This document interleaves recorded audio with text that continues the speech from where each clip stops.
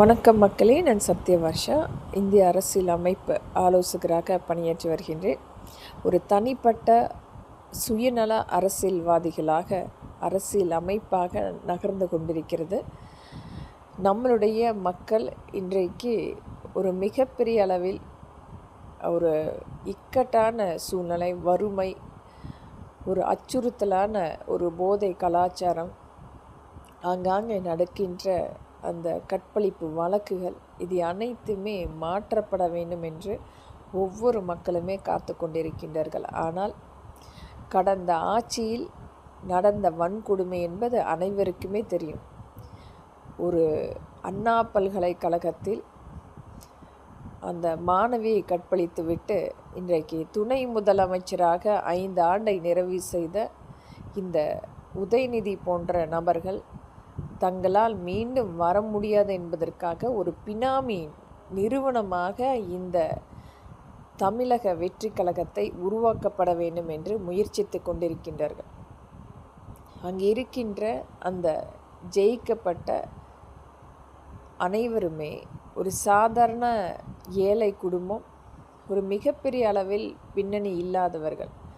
ஆதவ் அர்ஜுன் மற்றும் ஒரு சிலர் மட்டுமே அவர்களை கட்டுப்படுத்தக்கூடிய ஒரு ஆளுமையாக நாம் பார்த்து கொண்டிருக்கிறோம்.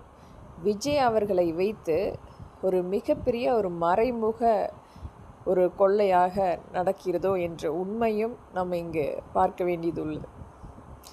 ஒரு பிரபலமான ஒரு திரைப்பட முகத்தை வைத்து எளிதாக வெல்லக்கூடிய உக்தியாக இவர்கள் எடுத்திருக்கின்றார்களோ என்பதையும் மக்கள் தயவு செய்து கவனிக்க வேண்டும்.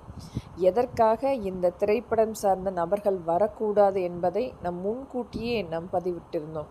யாருடைய உரிமையும் நாம் இங்கு பறிக்கப்படவில்லை. ஆனால் ஒரு இளைய சமுதாயத்தினுடைய ஒரு கடினமான, அவர்களும் களத்தில் 5 வருடங்களாக உழைத்திருக்கின்றார்கள். ஆனால் ஒரு எளிதாக வரக்கூடிய இந்த திரைப்படம் சார்ந்த நபர்களால் இன்றைக்கு ஒரு ஆட்சி அமைப்பே மிகப்பெரிய அளவில் ஒரு அச்சுறுத்தக்கூடிய ஒரு சூழ்நிலை இருக்கிறது. ஒரு பக்கம் இந்த திராவிட முன்னேற்ற கழகத்தினுடைய சீர்கேடான ஆட்சி அமைப்பால் நம்மளுடைய தமிழ்நாடு இன்றைக்கு மிகப்பெரிய அளவில் ஒரு ஈடுகட்ட முடியாத அளவுக்கு அந்த கடன் சுமை, ஒவ்வொருவருமே கட்டாயமாக ஒரு மாத தவணை வரி காத்து கொண்டிருக்கிறது. நாம் கட்டாயமாக செலுத்த வேண்டிய வாங்கப்படாத ஒரு கடனுக்காக மீண்டும் ஒரு அனுபவம் இல்லாத, எந்த விதத்திலுமே அந்த ஜெயிக்கப்பட்ட ஒவ்வொரு தொகுதியினுடைய வேட்பாளர்கள்